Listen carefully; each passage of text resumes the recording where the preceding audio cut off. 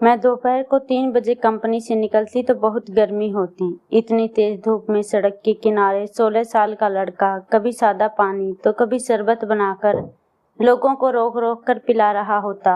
वह रोज आवाज देता कि दीदी पानी पी लो, गर्मी बहुत है। मगर उस लड़के के बुलाने और मुझे देखने का अंदाज बहुत गलत लगता। वह आंखें फाड़ कर मेरे वजूद को देखता था, इसलिए मैं चेहरे पर दुपट्टा लगा कर आती और उस लड़के को नजरअंदाज करके घर आ जाती। एक दिन निकली तो मुझे सच में बहुत प्यास लगी हुई थी। सोचा घर जाकर पानी पी लूंगी, मगर गर्मी की शिद्दत की वजह से चला भी नहीं जा रहा था। इसलिए मजबूरन उस लड़के के आवाज देने पर मैं रुक गई और उस लड़के से 2 गिलास शरबत लेकर पी गई। जब वह शरबत मैं पी रही थी तब वह लड़का मुझे देखकर मुस्कुरा रहा था और धीमे से कह रहा था कि बड़ी मुश्किल से तुम हाथ आई हो। उसकी बात सुनकर मैं घबरा गई और जल्दी से घर की तरफ रवाना हो गई। रात हुई तो मैं अपने बिस्तर पर सो गई, मगर आधी रात को मेरी चीख निकल गई जब मेरा नाम विधि है। मैं एक छोटे से शहर की रहने वाली हूँ। मेरे घर में मेरे बीमार पिता, माँ और एक बड़ी बहन और एक छोटा भाई था। मेरे पापा एक फैक्ट्री में मजदूरी करते थे, अब बीमार पड़ गए। मेरी माँ लोगों के घरों में कामकाज करती थी। मेरी बहन भी एक कंपनी में काम करती थी और भाई स्कूल और कॉलेज के आगे जूस की एक छोटी सी रेहड़ी लगाता था। हम लोग एक किराए के मकान में रहते थे। हमारे घर का गुजारा बड़ी मुश्किल से होता। मैंने माँ से एक कंपनी में काम करने की इजाज़त चाही, मगर वह मेरा काम करना मुनासिब नहीं समझती थी। मैंने बहुत मुश्किल से उन्हें समझा बुझाकर काम करने की इजाज़त ली थी, मगर जब काम की तलाश में बाहर निकली तो अंदाजा हुआ कि माँ की इजाज़त से ज़्यादा मुश्किल काम तलाशना था। बहुत तलाश करने के बाद मेरे पापा के जानने वाले के जरिए एक कंपनी में काम मिल ही गया था। काम इतना मुश्किल नहीं था, लेकिन एक तो सारा दिन खड़े रहकर काम करना पड़ता और दूसरा वहाँ गर्मी बहुत होती। वहाँ तेज सर्दियों में भी पसीने आने लगते, लेकिन अब घर चलाने के लिए इतना तो करना ही था। मेरे काम करने से पापा का इलाज कुछ ठीक तरह से होने लगा था। मेरी फैक्ट्री मेरे घर से थोड़ी ज़्यादा दूर थी, लेकिन मैं पैदल ही आ जाती थी ताकि मैं ज़्यादा से ज़्यादा पैसे बचा सकूं और अपने पापा का इलाज बेहतर तरीके से करवा सकूं। मेरी माँ मुझे जमाने में उठना बैठना समझाती रहती और मेरी भी कोशिश होती कि मैं अपनी माँ को कभी मायूस ना करूं। मेरी कंपनी में बहुत सी लड़कियां काम करती थी, लेकिन मैंने कभी भी किसी से दोस्ती नहीं की, इसलिए मैं अपने घर अकेले ही पैदल जाती थी। बहुत सी लड़कियों ने मुझसे दोस्ती की कोशिश की, लेकिन मैं अपनी माँ की वजह से किसी से भी दोस्ती नहीं करती थी। कुछ लड़कियां आवारा टाइप की आज़ाद ख्यालों की थी। मेरी कंपनी के करीब ही कुछ लड़के खाने पीने के ठेले और रेडियां लेकर खड़े होते थे और लड़कों की कई लड़कियों से दोस्ती भी थी, मगर मैं इस तरह की लड़की नहीं थी। मैं हमेशा उनको नज़रअंदाज कर देती थी। मैं पैसे बचाकर अपने पापा का इलाज करवाना चाहती थी और साथ ही अपने छोटे भाई को भी पढ़ाना लिखाना चाहती थी ताकि वह पढ़ लिख कर एक बड़े से एटसी वाले ऑफिस में बॉस बनकर नौकरी कर सके। मैं चाहती थी कि उसका भविष्य किसी तरह से संवर जाए, इसलिए इतनी खराब हालात होने के बावजूद उसकी पढ़ाई का सिलसिला किसी न किसी तरह से जारी था। वह सुबह स्कूल जाता और शाम को स्कूल और कॉलेज के बाहर समोसे की रेहड़ी लगाता था। उसके बाद अपनी पढ़ाई करता। सर्दियों में तो अक्सर मैं उन खाने पीने वालों को नज़रअंदाज कर देती, लेकिन गर्मियों में मेरा शिद्दत से दिल चाहता था कि मैं और कुछ नहीं तो 1-2 शरबत का गिलास ही पी लूं। फिर मैं खुद ही अपनी ख्वाहिशों का कत्ल कर देती। उसकी एक बड़ी वजह कंपनी के बाहर शरबत वाला था। उसकी फिजूल किस्म की बातें और लड़कियों को गलत नज़रों से देखना था। मैं अक्सर लड़कियों से सुनती थी कि जो भी लड़की उससे शरबत या पानी लेकर पीती है, उसके साथ कुछ उल्टा सीधा हो जाता है। वह बगैर शादी के ही पेट से हो जाती है, मगर मन से बातों को नज़रअंदाज कर देती। एक दिन मैं फैक्ट्री से निकली तो तेज गर्मी थी। सूरज पूरे ताप से चमक रहा था। फैक्ट्री में भी तेज गर्मी में काम करने से बहुत प्यास लग रही थी। ऊपर से जब छुट्टी होती तो सूरज सर पर आग बरसा रहा होता। वहाँ वही सब खाने पीने वाले अपना अपना सामान लेकर खड़े थे। मेरा बहुत शिद्दत से दिल चाह रहा था कि मैं अकेली शरबत पी लूं, मगर फिर चुप करके घर की तरफ चल पड़ी। मैं धीमे कदमों से चल रही थी कि प्यास की शिद्दत से चला तक नहीं जा रहा था। कुछ देर बाद रास्ता बिल्कुल सुनसान हो गया। मेरा गर्मी में बुरा हाल था। मेरा दिल चाह रहा था कि आज अपने मन की बात मानकर कुछ ना कुछ तो अपने ऊपर खर्च कर दूं। पहले तो दिमाग ने इनकार किया, मगर जब गर्मी से होश हवास खोने शुरू हो गए तो दिमाग ने भी दिल की बात मान ली। पैदल चल चल कर अब तो बस बेहोश होने की कमी रह गई थी। अब तो पैरों ने आगे कदम बढ़ाने से इनकार कर दिया। मैं वहीं सड़क के किनारे बेदम होकर बैठ गई और दुआ करने लगी कि कोई पानी वाला या शरबत वाला ही आ जाए। थोड़ी देर में किसी के कदमों की छाप सुनाई दी। मैंने सर उठाकर देखा तो दूर से एक शरबत वाला आता दिखाई दे रहा था। मैं इंतजार करने लगी कि वह थोड़ा नजदीक आए। जब वह शरबत वाला वहां आया तो मेरा खून जलकर राख हो गया। यह तो वही शरबत वाला था जो मेरी कंपनी के करीब अपनी शरबत का ठेला लगाता था और बिना वजह के बकवास करता रहता था। जैसे ही वह मेरे करीब आया तो मुझसे कहने लगा कि आज तो तुम मेरे हाथ का बना शरबत पी लो, मजा आ जाएगा। मगर मुझे उसकी बकवास हजम नहीं होती थी। दिल ने इनकार किया कि रहने देती हूँ। शरबत पिलाकर वह फिर से उल्टी सीधी बातें करेगा, मगर दिमाग ने कहा कि इतनी तेज गर्मी है, बहुत दूर तक पैदल चलना था, गले में प्यास की वजह से कांटे हो गए थे, लिहाजा शरबत के साथ उसकी बातों को भी गले में उतार ही लेना चाहिए। मैंने उससे कहा कि 2 गिलास शरबत बना दो। वह बहुत खुश हुआ। उसने जल्दी जल्दी मेरे लिए 2 गिलास शरबत बनाया। पहली घूंट लेते ही जिस्म से एक सुरूर सी महसूस हुई, जैसे किसी ताप पर भटकते हुए इंसान को उसकी मंजिल मिल जाती है। तभी मैं शरबत का पहला गिलास ही पीने लगी थी कि वह बोल पड़ा। कहने लगा, आज रात को मजा ही आ जाएगा, बड़ी मुश्किल से तुम यहाँ आई हो। तभी शरबत पीते पीते मुझे जोर का झटका लगा था। मैंने उससे कहा कि वह अपनी फिजूल की बकवास बंद करे और मुझे सुकून से शरबत पीने दे।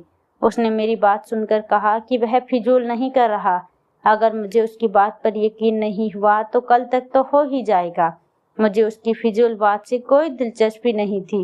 मैंने जल्दी जल्दी शरबत के गिलास खत्म करके वापस किया और पैसे देकर वहां से चलती बनी।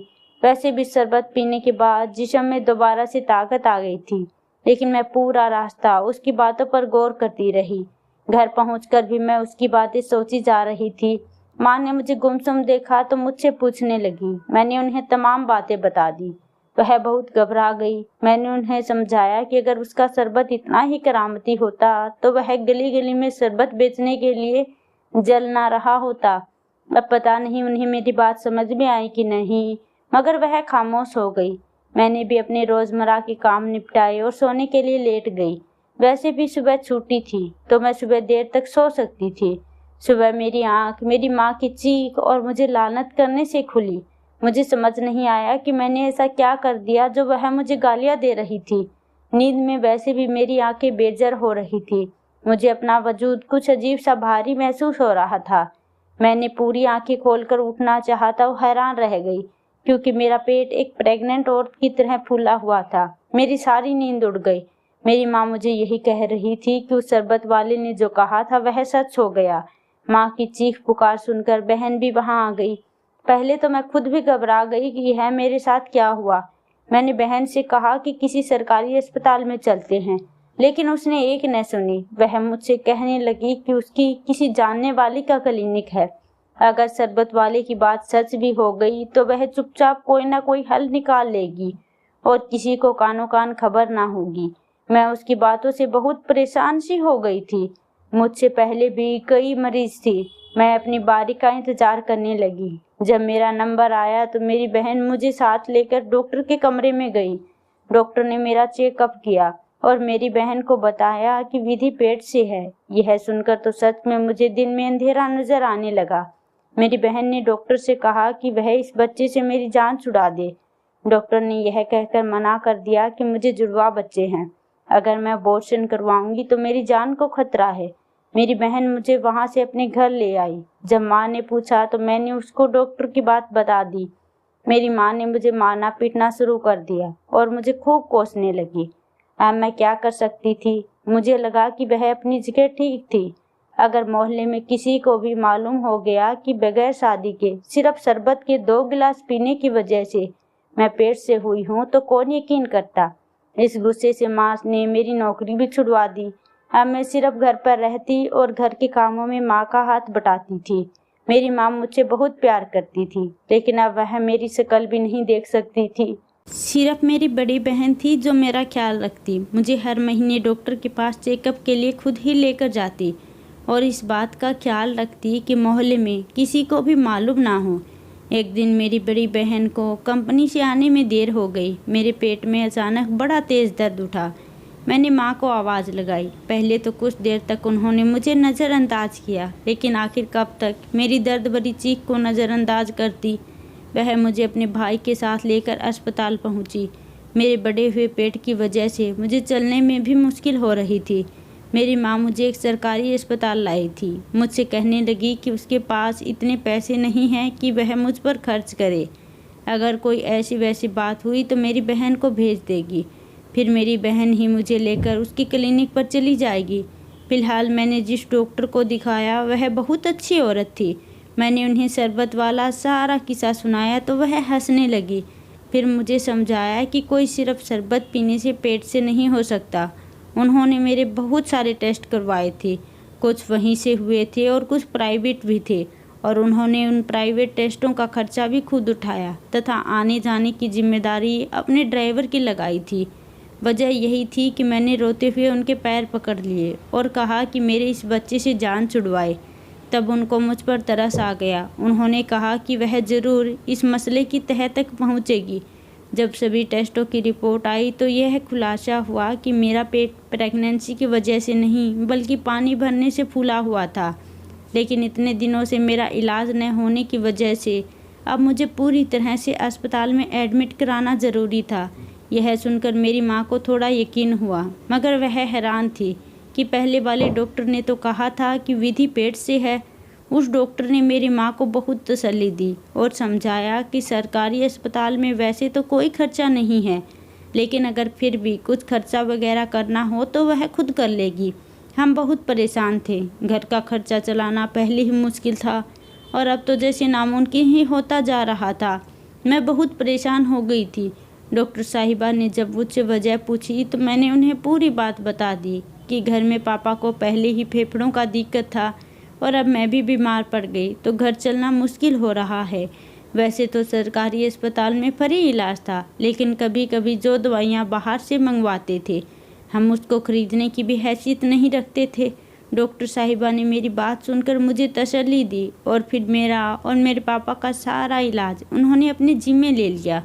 मेरी बहन को जब यह बात मालूम हुई तो उसने माँ पर बहुत गुस्सा किया कि वह मुझे लेकर उस अस्पताल में क्यों गई। मेरी माँ ने उन्हें बताया कि जैसा हम लोग समझ रहे थे वैसा कुछ नहीं था। मेरा पेट पानी भरने से खुला हुआ था, मगर मेरी बहन अस्पताल में चीख कर मुझे देखे बगैर ही वापस चली गई।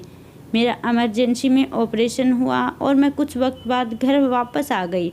मेरी बहन अब बिल्कुल खामोश हो गई थी। एक दो बार मैंने उससे बात करने की कोशिश की तो उसने मुझे बुरी तरह से झड़प दिया। उसका रवैया हमारी समझ से बाहर था। हम परेशान थे कि वह ऐसा क्यों कर रही थी। एक दिन मेरी बहन कंपनी से घर लौटी तो बहुत गुस्से में थी और मैं उसके लिए पानी लेकर गई तो उसने पानी का गिलास लिया और मेरे चेहरे पर फेंक दिया और मुझे मारने लग गई। वह मुझे मारती जाती और यह कहती जाती कि मैं ही उसकी दुश्मन हूँ, उसकी खुशियाँ निगल गई हूँ। मेरी माँ ने और भाई ने आकर मुझे उससे बचाया। माँ ने सख्ती से पूछा कि वह मुझे क्यों मार रही है। वह कहने लगी कि वह अपनी कंपनी में एक लड़की से मोहब्बत करती थी और उस लड़के ने भी जब तक मुझे नहीं देखा था मेरी बहन को प्यार करता रहा, लेकिन जब मैं फैक्ट्री से घर वापस आ रही थी तो वह मेरी बड़ी बहन को घर तक छोड़ने आया हुआ था। उसने मुझे देखा तो वह मेरा दीवाना हो गया। वह मेरी बहन से कहने लगा कि अगर वह शादी करेगा तो सिर्फ विधि से करेगा, वरना वह उससे शादी नहीं करेगा। यह बात सुनकर मेरी बहन पागल हो गई थी। उसे समझ नहीं आ रहा था कि वह ऐसा क्या करे कि मेरी बदनामी हो जाए। फिर मेरी बहन ने एक प्लान बनाया और शरबत वाले को पैसे देने शुरू कर दिए। ताकि मेरे कानों तक उसकी बकवास पहुंच सके। वह बहुत कोशिश करता कि मैं किसी तरह से उसका शरबत पी लूं, लेकिन मैं हर बार उसे नज़रअंदाज कर जाती थी। आखिरकार उस दिन उसकी मेहनत और मेरी बहन की दुआएं रंग ले आई और मैंने शरबत वाले का शरबत पी लिया, क्योंकि उसने शरबत में कई ऐसी दवाई मिलाई थी जिससे मेरे पेट में पानी भर गया और मैं दूर से प्रेग्नेंट जैसी दिखाई देने लगी थी उस लड़के को जो मुझे पसंद करता था। मेरी बहन ने यह कहकर मुझे बदनाम करना शुरू कर दिया कि मेरा किरदार बहुत ख़राब है और मैं शादी के बगैर ही पेट से हो गई थी। उस लड़के ने मेरी बहन की बातों पर यकीन ना किया और मुझे खुद किसी अस्पताल ले जाने को कहा। तब मेरी बहन ने उस प्राइवेट क्लिनिक वाली नर्स से दोस्ती की और उसे पैसों का लालच दिया। वह नर्स लालच में आ गई और खुद डॉक्टर बनकर बैठ गई थी। मेरी बहन मुझे ऐसे वक्त पर क्लिनिक लेकर जाती जब वहाँ कोई ना होता और मुझसे कहती कि वह इसीलिए ऐसे वक्त पर आती है ताकि मुझ पर किसी को शक ना हो। लेकिन वह लड़का मेरी बहन से शादी से इनकार कर गया। फिर मैं भी इत्तेफाक से सरकारी अस्पताल चली गई थी, जहाँ इस वक्त इलाज से मैं बिल्कुल ठीक हो गई थी। यूँ मेरी बड़ी बहन की तमाम साजिशें नाकाम हो गई। अभी वह उस लड़के से मिलकर आ रही थी ताकि उसे शादी के लिए मना सके, मगर उस लड़के ने मेरी बहन को बहुत बेइज्जत किया। उसने मेरी बहन को कहा कि जब छोटी बहन इतनी आवारा और बचलन है तो बड़ी बहन कैसी होगी। यह बात मेरी बहन को बहुत बुरी तरह से चुभी थी। उसने मेरे लिए जो गड्ढा खोदा था उसमें वह खुद खिद गई। अब उसका उस लड़के पर बस न चला तो वह घर आकर मुझे मारने पीटने लगी। अस्पताल में जिस डॉक्टर ने मेरा इलाज किया वह मुझे अपनी बेटी मानने लगी थी। उन्होंने न सिर्फ मेरा इलाज करवाया बल्कि मेरे छोटे भाई को भी अच्छे स्कूल में दाखिला करवाया। डॉक्टर साहिबा ने मुझे किसी और कंपनी में काम दिलवा दिया, जहां मुझे पहले जैसी गर्मी में काम भी नहीं करना पड़ता था और यह कंपनी मेरे घर के नज़दीक थी। मेरे पापा को उन्होंने बहुत इलाज करवाया, मगर वह सेहतमंद ना हो सके और एक दिन हमें छोड़कर चल बसे। मेरी माँ भी उनकी जुदाई का गम सहन ना कर सकी और एक हफ्ते बाद वह भी चली गई। मेरी बहन को भी यह बात समझ में आ गई थी कि जिसका जो नसीब होता है वह उसको मिलकर ही रहता है। आज मेरा पढ़ा लिखा भाई एक बड़े से ठंडे एसी वाले ऑफिस में बॉस बनकर काम करता है। उसकी शादी हम दोनों बहनों ने उसकी पसंद से करवा दी थी। वह अपनी ज़िंदगी में अपनी बीवी के साथ बहुत खुश है। मेरी बड़ी बहन ने मुझसे सच्चे दिल से माफ़ी मांगी और मैंने उसे माफ़ कर दिया। डॉक्टर साहिबा ने मेरी और मेरी बहन की शादी भी अच्छे ख़ानदान में करवा दी। मैं अब 2 खूबसूरत से बच्चों की माँ बन गई हूँ, लेकिन मेरी बहन आज भी बेऔलाद है। वह औलाद के लिए तरसती है। वह अब भी मुझसे अपनी गलतियों के लिए माफ़ी मांगती रहती है। कहती है कि मैंने उसे दिल से माफ़ नहीं किया, लेकिन मैं उसे समझाती रहती हूँ कि मैंने उसे माफ़ कर दिया था और जब ऊपर वाले की मर्ज़ी होगी तो उसे भी औलाद हो जाएगी। और आखिर 3 साल बाद उसने भी एक प्यारे से बच्चे को जन्म दे दिया।